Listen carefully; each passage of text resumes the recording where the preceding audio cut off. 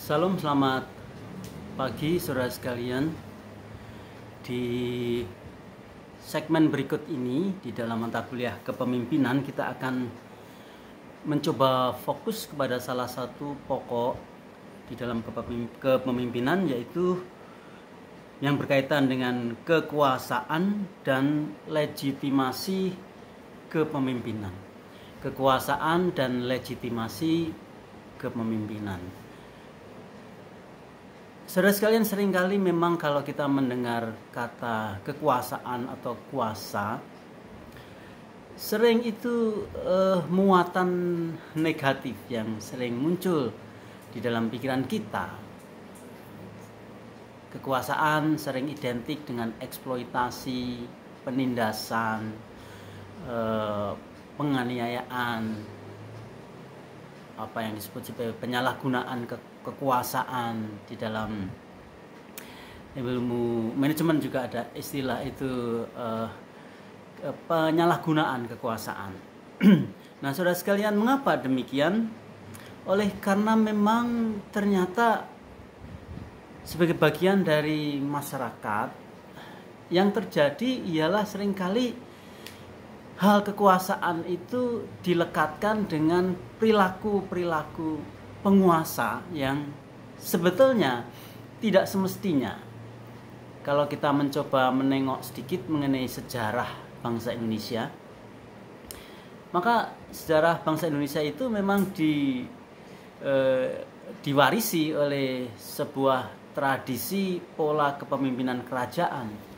Ya, di mana-mana saya kira, di Jawa juga gitu. Dan ternyata di samping peninggalan-peninggalan yang agung dari sistem-sistem raja dan kerajaan itu, kita juga mewarisi mungkin peninggalan-peninggalan disebut sebagai ekses-ekses negatif dari bentuk-bentuk kekuasaan dalam masyarakat itu. Nah, saudara sekalian, sebetulnya kalau kita mencoba secara sekilas, Tuhan Yesus sendiri sebetulnya memberikan kepada kita sebuah pandangan mengenai pentingnya kekuasaan itu.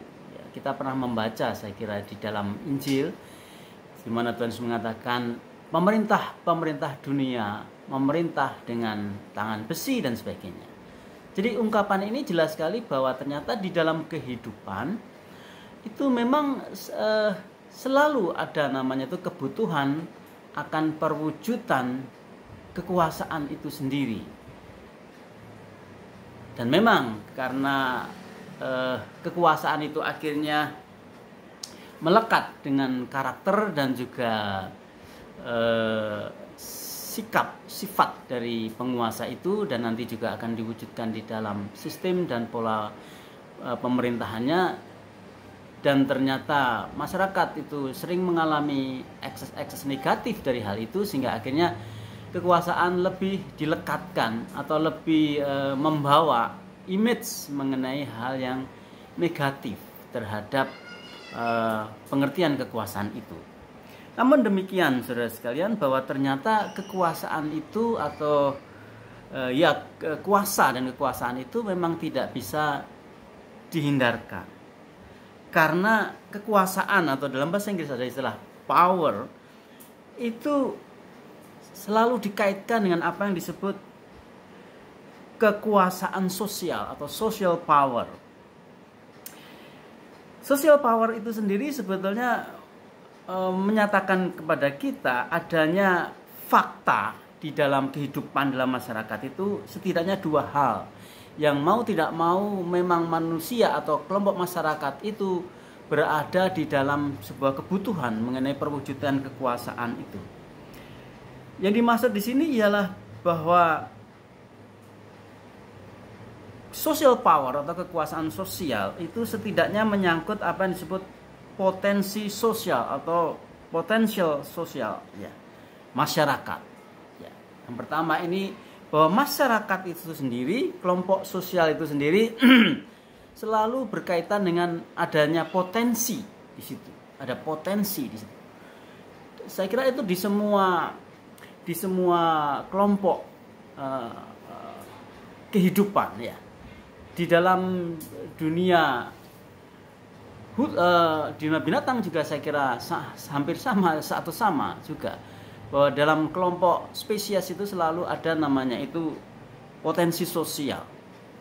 Nah, contoh saja misalnya kalau kita melihat segerombolan singa di dalam hutan, maka di situ ada namanya potensi sosial dari kelompok singa itu, yaitu kekuatan-kekuatan di dalam masing-masing singa itu sendiri. Jadi ada kekuatan-kekuatan yang mengumpul di situ, yang kekuatan-kekuatan yang menyatu di situ, dan kekuatan yang menyatu itu bisa menjadi sesuatu yang menguatkan atau menghancurkan. Nah itu. Jadi kelompok masyarakat itu selalu berbicara mengenai potensi masyarakat. Di satu sisi ini menjadi sangat menarik. Jadi dalam kelompok masyarakat mana saja selalu ada namanya itu potensi masyarakat. Di mana ada orang, di situ ada potensi orang. Di situ ada nilai, di situ ada energi yang bisa digali. Ya, contoh sederhana misalnya ya kalau kita berbicara mengenai pasar, market gitu ya, maka sebetulnya semakin banyak orang itu menjadi potensi manusia yang bisa digali gitu ya, untuk entrepreneurship misalnya ya. Semakin banyak orang akan berbicara mengenai potensi itu sendiri. Nah itu yang disebut sebagai potensi sosial. Yang kedua, social power itu berbicara mengenai potensi barter sosial. Barter itu sebuah pengertian adanya tukar menukar di dalam masyarakat itu, dan itu sendiri sebagai sebuah fakta potensi yang harus digali, yang harus dikelola.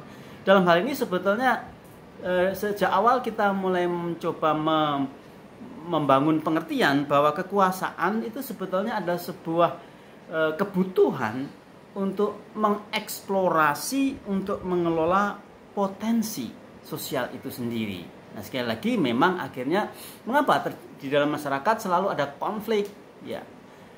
Bahkan kalau konflik ini tidak bisa teratasi akan terjadi peperangan dan sebagainya ya. Karena apa? Karena potensi-potensi sosial itu tidak bisa dikelola dengan baik, sehingga potensi-potensi sosial itu boleh dikatakan seperti menghancurkan satu dengan yang lainnya.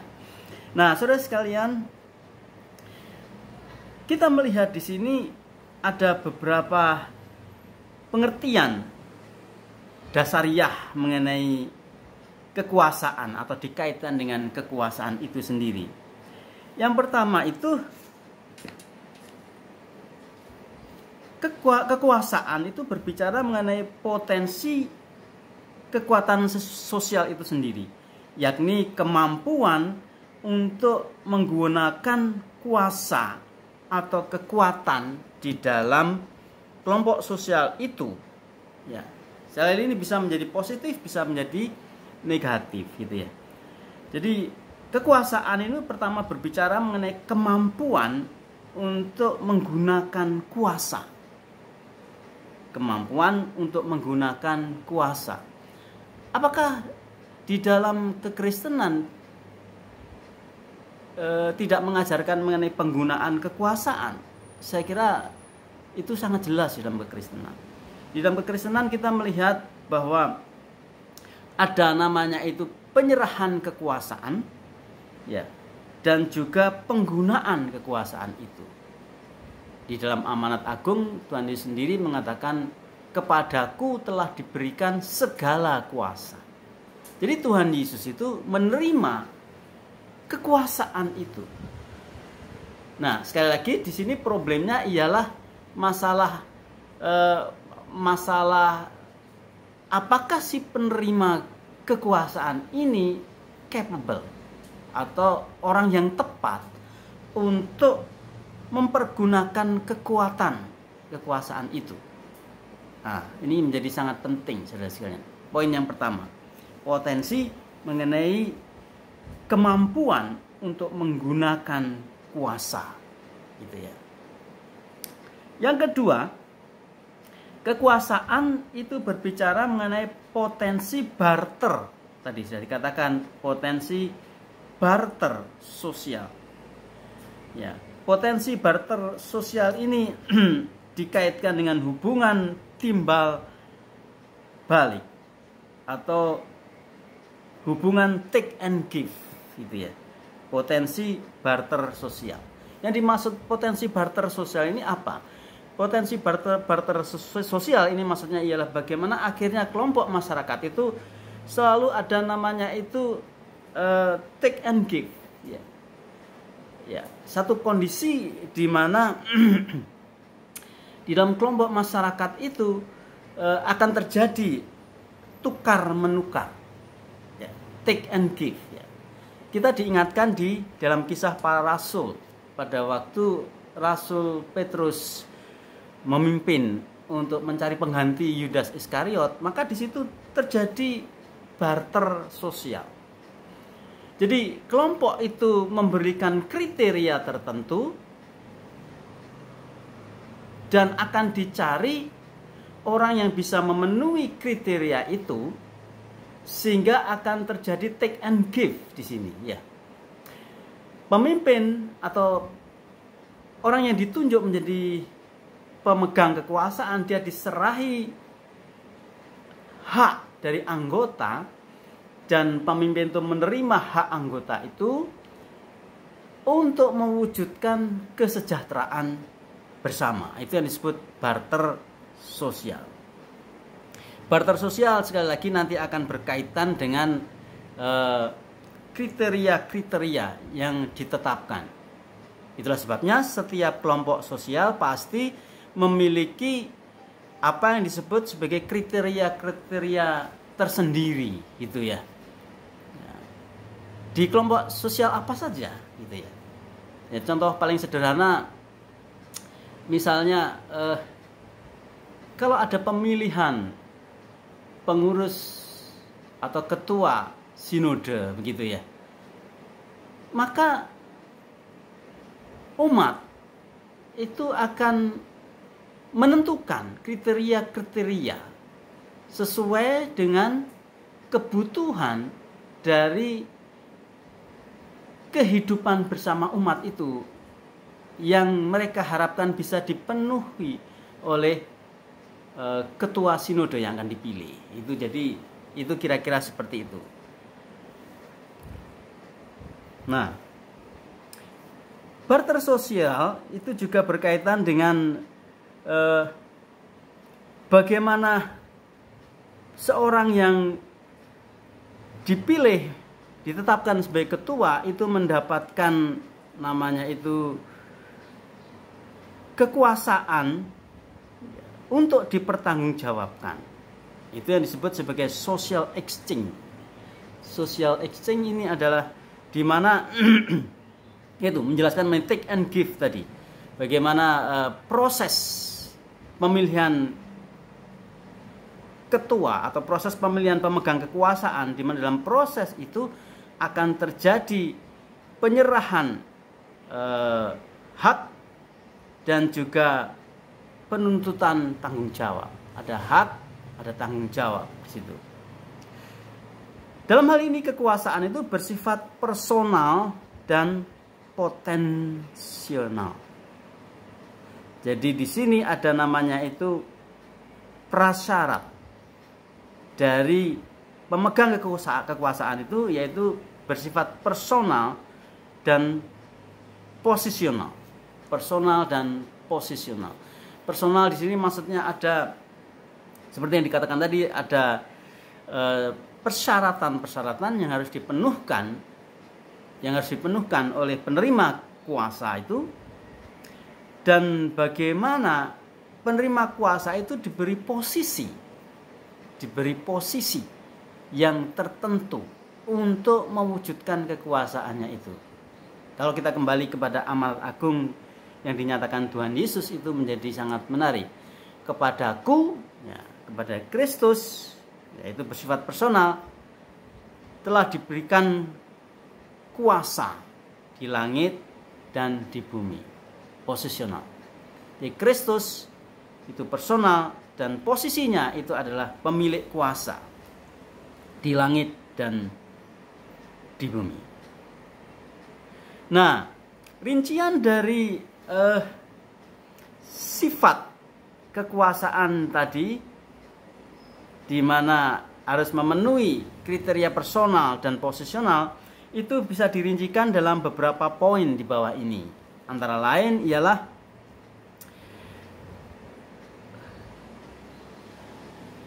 kekuasaan atau pemegang kekuasaan itu yang pertama itu harus memenuhi syarat memiliki ekspertasi. Ya, memiliki ekspertise. Dia memiliki expertise. Expertise itu apa? Expertise itu skill atau keahlian.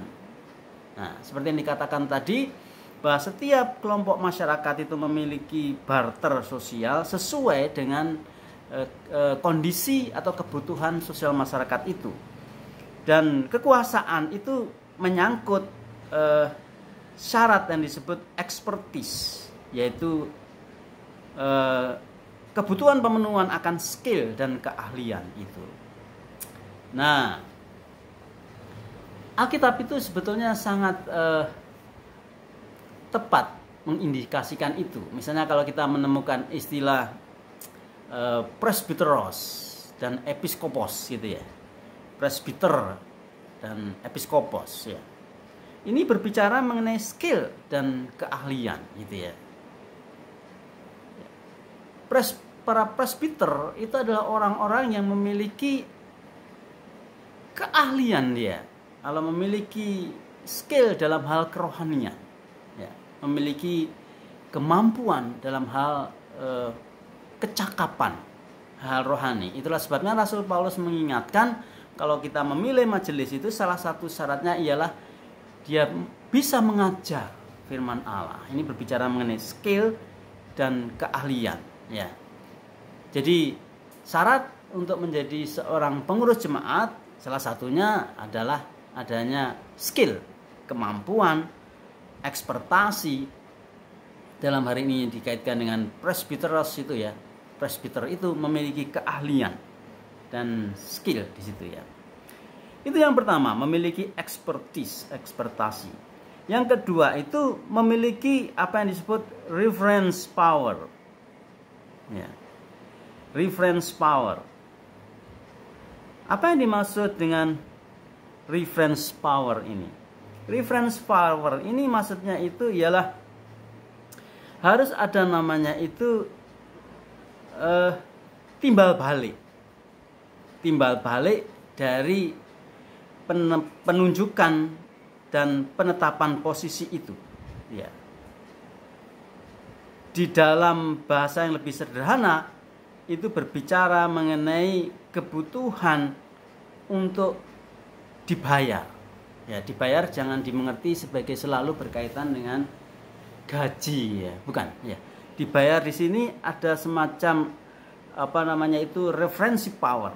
Ada jadi pengakuan pada pemegang kekuasaan itu diwujudkan melalui memberikan apa namanya apresiasi terhadap posisinya itu. Jadi pemberian apresiasi itu sebetulnya sebuah wujud dari pengakuan legitimasi dari posisi itu. Jadi pada waktu anggota itu memberikan apresiasi kepada pemegang kekuasaan, maka sebetulnya dia sedang memberikan pengakuan terhadap posisinya. Dan ini menjadi sangat penting ya. Pengakuan itu ya. Sekali lagi ini tidak harus diartikan sebagai gaji yang berupa uang, bukan, tapi pengakuan. Salah satu pengakuan yang penting misalnya adalah surat keputusan ya, SK organisasi. Maka di dalam sebuah tradisi organisasi yang baik, setiap penunjukan dan setiap pemberian posisi tertentu harus disertai namanya itu SK. SK itu adalah salah satu bentuk pemberian bayaran ya, SK itu, surat keputusan.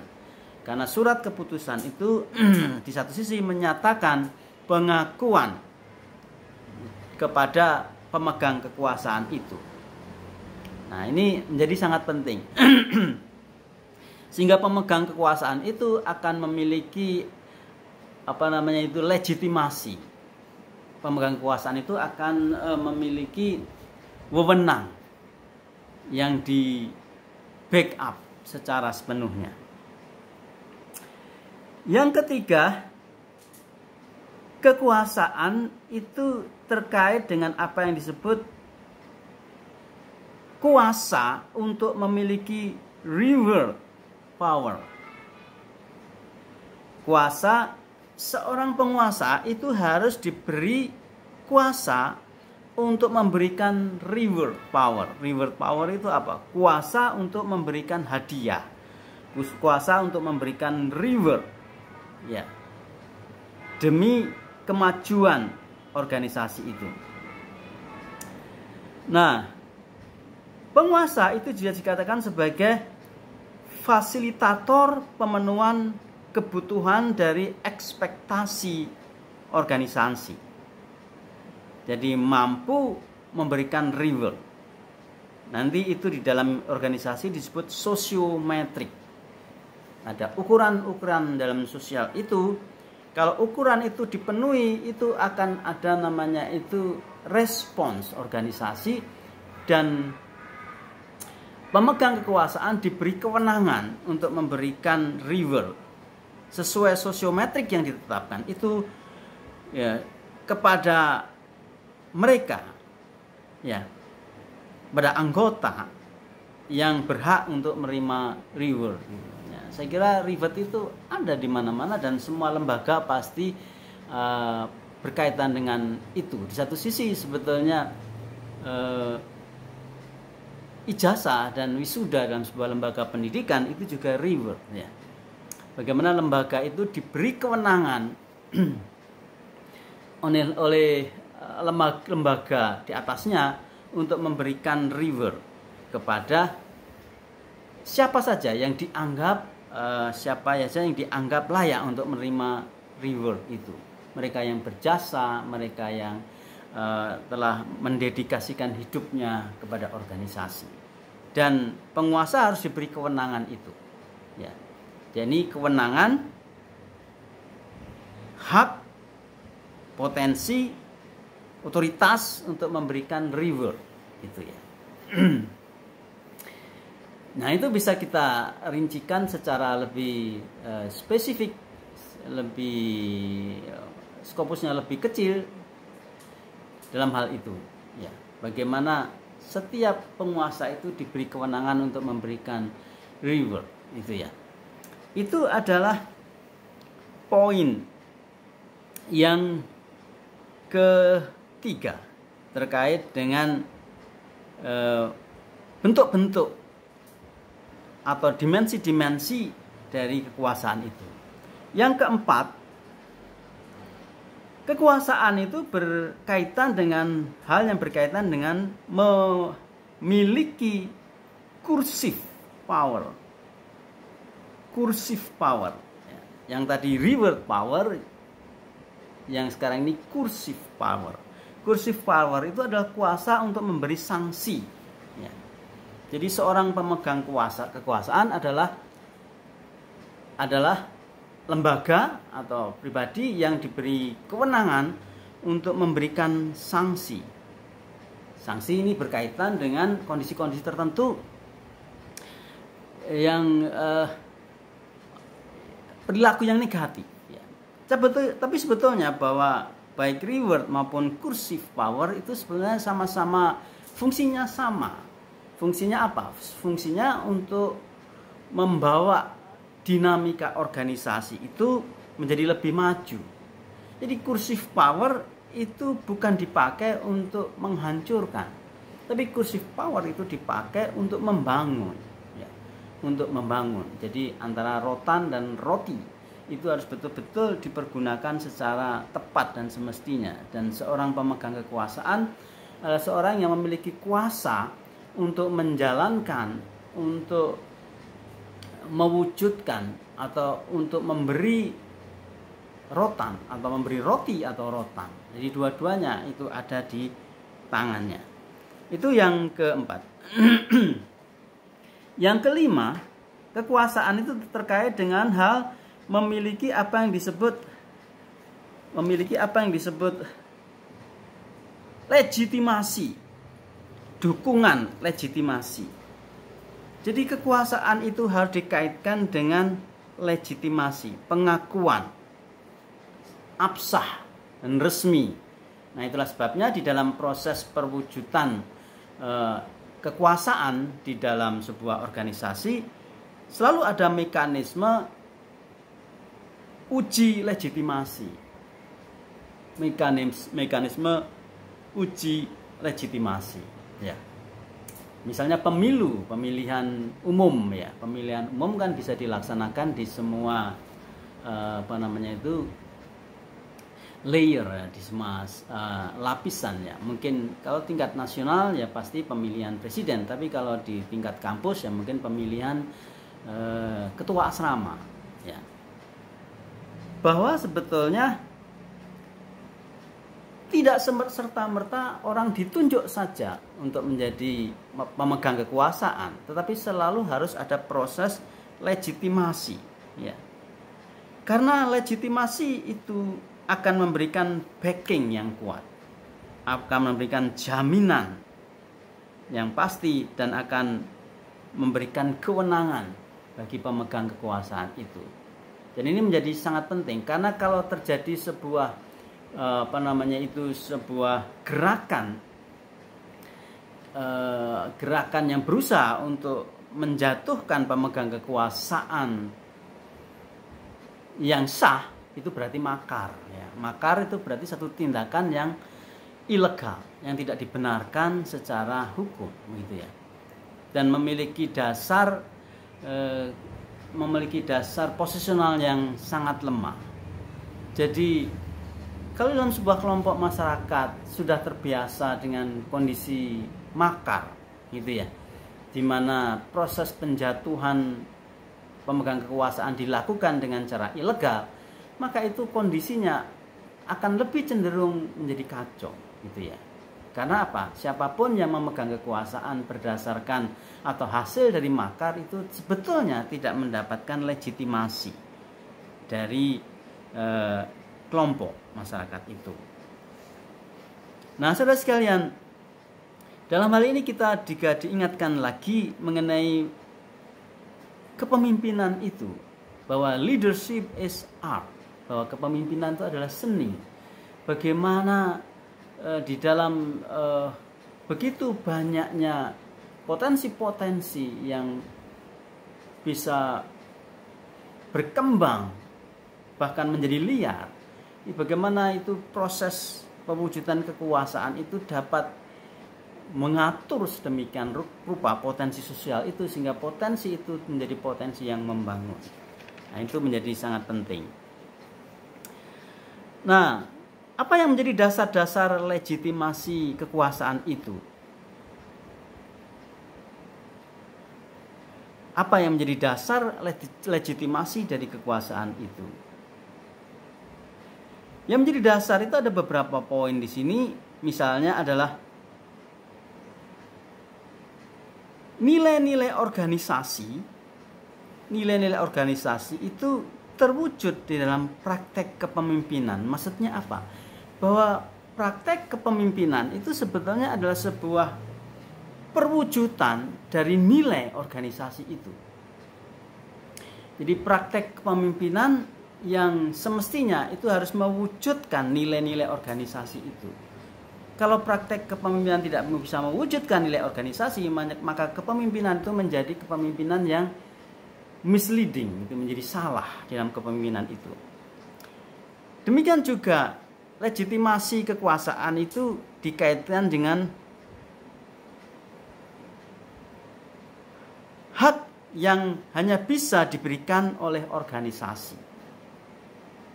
Jadi kekuasaan itu menjadi legitimate, kekuasaan itu menjadi syah kalau itu diberikan oleh organisasi. Sekali lagi sini harus melewati sebuah proses mekanisme yang betul-betul sudah menjadi kesepakatan dan itu transparan. Ya, mungkin memang kita bisa membandingkan kondisi ini. Kalau di dalam sistem organisasi manajemen modern tentu itu terakomodasi. Walaupun memang kalau kita bandingkan dengan sistem-sistem kekuasaan tempo dulu mungkin tidak, karena misalnya ada satu kondisi kepemimpinan atau pemegang kekuasaan melalui proses-proses yang bersifat personal, misalnya dinasti dan sebagainya. Dan yang ketiga, legitimasi kekuasaan itu akan mendapatkan pengakuan kalau terbukti ya di dalam praktek kehidupan pelaksanaan kekuasaan itu. Jadi praktek pelaksanaan kekuasaan itu menjadi dasar dari legitimasinya. Nah, ini dikaitkan dengan bagaimana kekuasaan itu mewujudkan dengan sangat jelas mengenai tugas, jaminan pelaksanaan itu, kontrolnya bagaimana, dan tanggung jawab yang menyeluruh bagaimana, ya, bagaimana hubungan yang bersifat confident antara pemimpin dan yang dipimpin, ya, hubungan yang bersifat confident, hubungan yang bersifat pasti, yang jelas, ya, antara pemimpin dan yang dipimpin itu. Jadi saudara sekalian, melihat hal ini sebetulnya kepemimpinan manajerial itu bisa disimpulkan sebagai hal yang bersifat kontekstual. Kepemimpinan manajerial itu adalah hal yang bisa dikatakan sebagai hal yang bersifat kontekstual. Maksudnya kontekstual di sini adalah perwujudan dari sistem, dan perwujudannya itu memang harus sesuai konteksnya. Pada dasarnya tidak ada bentuk manajemen yang lebih dalam tanda petik rohani daripada bentuk manajemen yang lain. Bagaimana setiap organisasi itu harus mencermati perubahan dan mengontrol perubahan itu. Jangan sebaliknya dikontrol oleh perubahan. Jadi bagaimana setiap terutama pemegang kekuasaan itu diberikan kemampuan untuk mempelajari perubahan masyarakat dan mengontrol perubahan itu, dan tidak sebaliknya dikontrol oleh perubahan itu.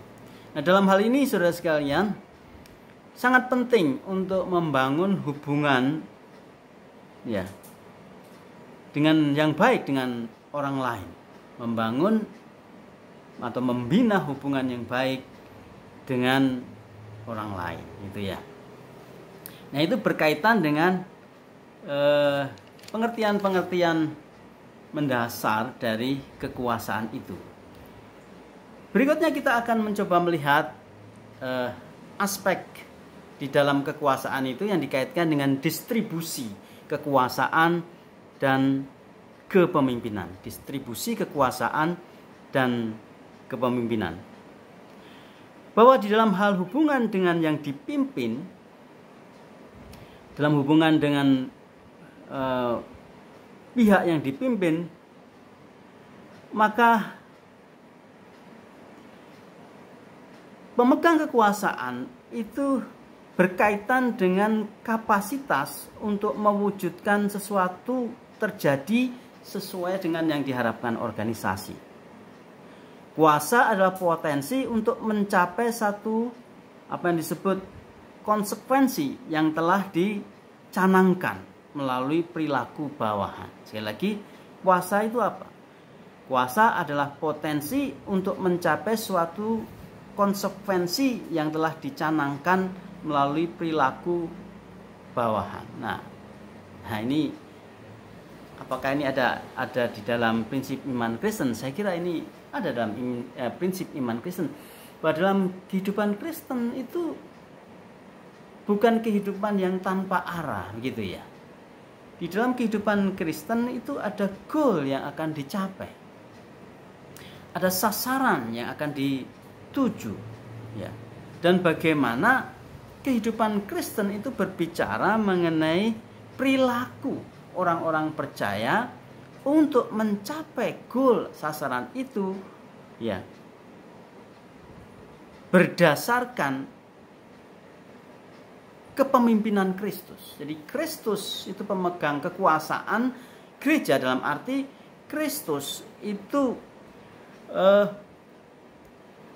membawa seluruh anggota gereja untuk memiliki perilaku yang bagaimana? Perilaku untuk mencapai tujuan yang ditetapkan Allah di dalam kehidupan imannya, dalam kekristenannya. Tujuannya apa? Tujuannya ialah untuk menjadi serupa dengan Kristus. Itulah yang dimaksud sebagai jati diri kita sebagai manusia itu. Itu kalau kita terapkan secara nilai-nilai rohani dalam iman Kristen. Maka kita dalam iman Kristen kita bertemu dengan istilah pemuritan. Pemuritan itu berasal, memang bahasa Inggris ada istilah yang bagus, itu discipleship. Itu yang dikata disciple atau disip, ada kaitannya dengan disiplin. Disiplin untuk apa? Disiplin untuk berperilaku tertentu. Perilaku tertentu untuk apa? Perilaku tertentu untuk mewujudkan pencapaian tujuan tertentu itu, yaitu pencapaian tujuan menjadi serupa dengan Kristus. Nah, berkaitan dengan itu, saudara sekalian, ada beberapa poin di sini yang dikaitkan dengan distribusi kekuasaan dan kepemimpinan. Yang pertama, hubungan kekuasaan dan bawahan. Ya, jadi ini poin yang sangat penting. Relasi. Jadi dalam sebuah kehidupan berorganisasi di mana setiap anggotanya, baik pemegang kekuasaan maupun anggota, itu memiliki tujuan yang sama, memiliki goal yang sama, maka yang dibutuhkan yang pertama itu adanya hubungan penguasa dan bawahan, di mana harus terjadi sebuah mekanisme yang mengontrol, ya, beberapa hal di sini. Misalnya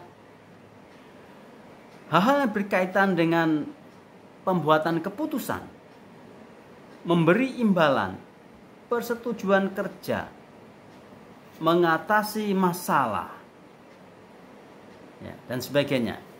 Poin yang pertama ini lebih dikaitkan dengan potensi mengontrol, potensi untuk mengontrol, sehingga akan terjadi kehidupan organisasi yang diharapkan, yaitu kemampuan untuk menetapkan atau membuat keputusan yang tepat, untuk memberi imbalan, untuk membuat persetujuan kerja, ya, MOU, untuk mengatasi masalah dan sebagainya.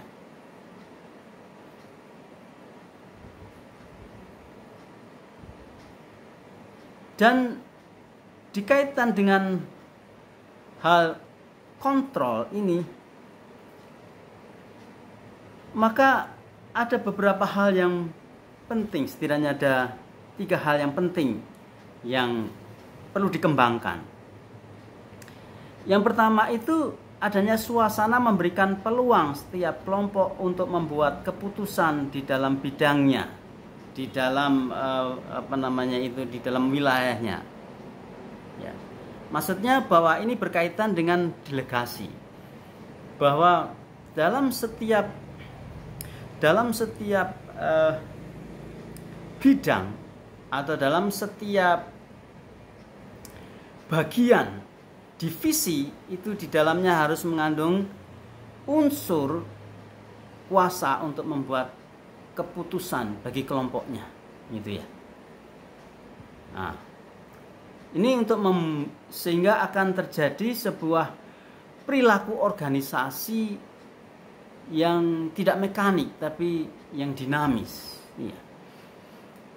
Ada tujuan yang besar yang akan dicapai, dan tujuan yang besar itu dikelompok-kelompokkan atau dibidangkan dalam bidang-bidang pencapaian lebih kecil, di mana setiap bidang itu diberi kekuasaan untuk menetapkan apa yang disebut sebagai poin-poin keputusan. Jadi dengan kata lain, harus dikembangkan sebuah situasi di mana hubungan antara pemegang kekuasaan dan bawahan itu adalah situasi di mana tidak ada kata tidak untuk pimpinan itu. Jadi artinya apa? Artinya bahwa pimpinan harus betul-betul mampu mengakomodasi, ya, mampu mengakomodasi pemikiran-pemikiran bawahan yang bisa membangun atau bisa mempercepat pencapaian organisasi. Yang kedua, kaitan hubungan kekuasaan dan bawahan itu mengembangkan apa yang disebut peluang untuk orang lain mengatasi masalah. Nah, ini penting juga ya. Ternyata di dalam sebuah proses perwujudan kekuasaan, salah satu wujud kekuasaan itu ialah kuasa untuk memberikan kesempatan, memberikan peluang bagi orang untuk mengatasi masalahnya. Jadi setiap masalah harus dianalisa sedemikian rupa, dan setiap masalah ditetapkan kapasitas siapa yang akan menyelesaikan hal itu. Gitu. Nah, ini berkaitan dengan hubungan kekuasaan dengan bawahan, ya. Contoh sederhana misalnya, kalau di sekolah kita gitu ya, STTI Efrata itu ada struktur kepemimpinan, ada ketua sekolah, ada ketua asrama, terus ada kaprodi, ya, dan sebagainya. Yang dimaksud di sini ialah bahwa ketua sekolah itu bertanggung jawab untuk membawa organisasi sekolah kepada tujuan sekolah itu sendiri, di mana tujuan besar sekolah itu akan dirincikan di dalam sub-sub atau divisi-divisi yang ada di bawahnya. Itu sebabnya ada namanya itu kaprodi. Kaprodi teologi, kaprodi PAK. Kaprodi itu orang yang ditunjuk untuk dan diberi wewenang, bahkan peluang untuk mengatasi masalah di dalam prodi itu sendiri. Nah, itu. Di bawahnya ada ketua asrama. Di bawahnya lagi ada ketua kamar misalnya. Ketua kamar itu harus diberikan peluang untuk mengatasi masalah-masalah di kamar itu sendiri. Masalah menjadi lebih besar, menjadi asrama, maka ketua asrama diberi kewenangan untuk mengatasi masalah. Itu yang dimaksud poin yang penting yang dikaitkan dengan perwujudan hubungan kekuasaan dengan bawahan. Yang ketiga itu prinsip pendelegasian. Prinsip pendelegasian. Yang dimaksud di sini tentu adalah delegasi yang bertanggung jawab. Bagaimana pemberian pendelegasian itu menjadi sangat penting di dalam mekanisme organisasi. Nanti kita akan melihat ini lebih spesifik mengenai teori-teori delegasi, tetapi secara garis besar bahwa pendelegasian itu merupakan satu poin yang sangat penting di dalam perwujudan kekuasaan atau perwujudan kekuasaan itu. Terus yang pendelegasian ini sangat alkitabiah gitu ya. Dan pendelegasian itu juga telah menghasilkan sebuah interpretasi teologis yang berdampak sampai sekarang. Contoh saja, misalnya di dalam gereja itu pasti ada namanya itu sistem sistem kepemimpinan gereja ya. Ada bentuk papalisme, ada bentuk episkopalisme, ada bentuk presbyterianisme, ada bentuk apalagi, ada demokrasi dan sebagainya, kongregasional dan sebagainya. Mengapa di dalam gereja yang sebetulnya semuanya itu adalah umat Tuhan, tetapi memiliki sistem pemerintahan yang berbeda? Oleh karena ini sebetulnya diawali dari pengertian mengenai pendelegasian itu. Kalau kita belajar di dalam doktrin eklesiologi ya, bagaimana pernyataan Tuhan Yesus yang kira-kira berbunyi, di atas batu karang ini aku mendirikan gerejaku, itu telah menghasilkan multi interpretasi dan akan menghasilkan sistem-sistem yang diwujudkan di dalam kehidupan gereja, organisasi gereja. Nah, lihat itu saudara sekalian, bahwa ternyata memang secara positif pendelegasian itu merupakan hal yang sangat penting dan mendasar di dalam sebuah perwujudan kekuasaan itu ya. Berikutnya saudara sekalian, selain hubungan kekuasaan dan bawahan di dalam distribusi kekuasaan, yang kedua ini berbicara mengenai distribusi kuasa dan kuasa kelompok, yakni bagaimana kelompok itu harus mendapatkan perhatian. Mungkin agak menegaskan poin yang di atas. Jadi kekuasaan itu harus didistribusikan. Kekuasaan itu harus didistribusikan. Nanti kita itu akan berkaitan dengan job